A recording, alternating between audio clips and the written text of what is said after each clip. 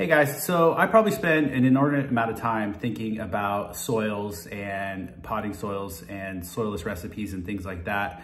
And I'm currently in a conversation thread with some really smart individuals, Steve Diver, Steve Solomon, and some other folks talking about some recipes because one gentleman reached out wanting to try a recipe that he saw online. And it made me think a little bit more about this, and I wanted to just share some considerations that people should have when creating their own soils. So first and foremost, I believe that soil should be formulated around your compost, because most people, whether it's Coop Mix or some other recipes, it just says, peat moss or coco coir, pumice or some form of aeration, and then compost. Well, your compost is a huge factor in determining your overall fertility, and it can change dramatically. It could be high in nitrates, the C to N ratio could be off. It could be very high in potassium or phosphorus, or potentially even a trace mineral. It could be high in chlorides or salts, and that could be an issue too. So the quality of your compost is important, but not only just the quality, but the balance of those minerals will affect what you want to add to it. Because if I take a compost that's already high in, let's say, potassium, and then I add a whole bunch more potassium to it, I'm going to be creating some nutrient imbalances, potentially some antagonisms, and my plants aren't going to be as healthy as I may want them to be. So first and foremost, now, when I go to formulate a soil, it'll take me a year or two before I'm really comfortable releasing a recipe internally, in terms of one of our own soil mixes, because I want to mix that soil. I want to test the soil multiple times.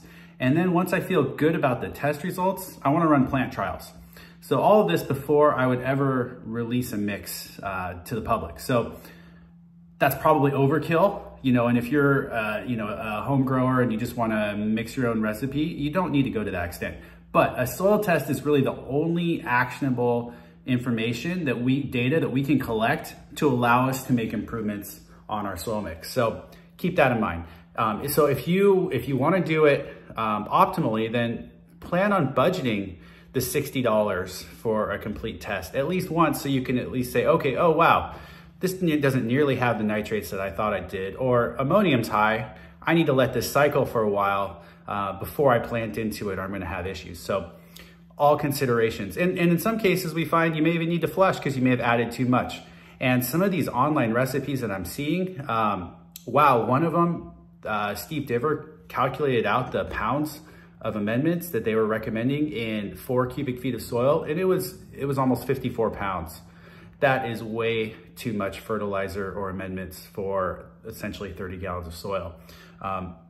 We have created a nutrient pack, and I created this years ago as sort of the similar kind of thing. Like, hey, what if, shipping soil is expensive? What if someone wants like the nutrient mineral portion of what we put in our soils? So ours weighs about 14 pounds, 4 cubic feet. I happen to have one here with me, so I'll just show it to you. Here, this is our nutrient pack.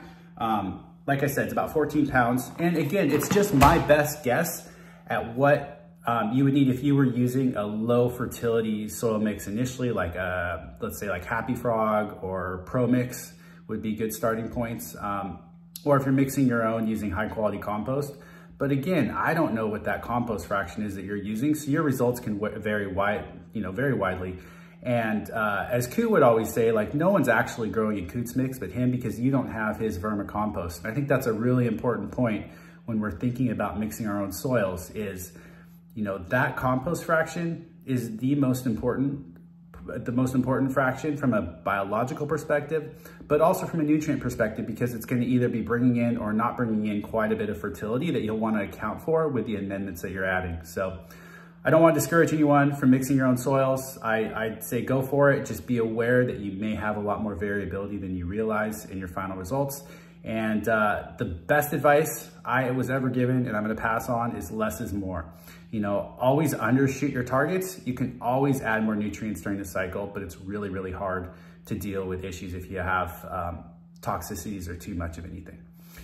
And then test your EC, test your pH. Those are gonna give you some more actionable data to decide, okay, I've added enough fertility. I may not know what that fertility is, but I know that I've got approximately how much I want, and my pH is within the range that I'm aiming for. So those are all good tools. And then just to show you guys, I just finished trellising this. I turned this off because I didn't want a bunch of noise in the background, but I am setting up here some under canopy airflow that I'm pretty excited about. So yeah, hope everyone has a great day. Thanks for checking out the video.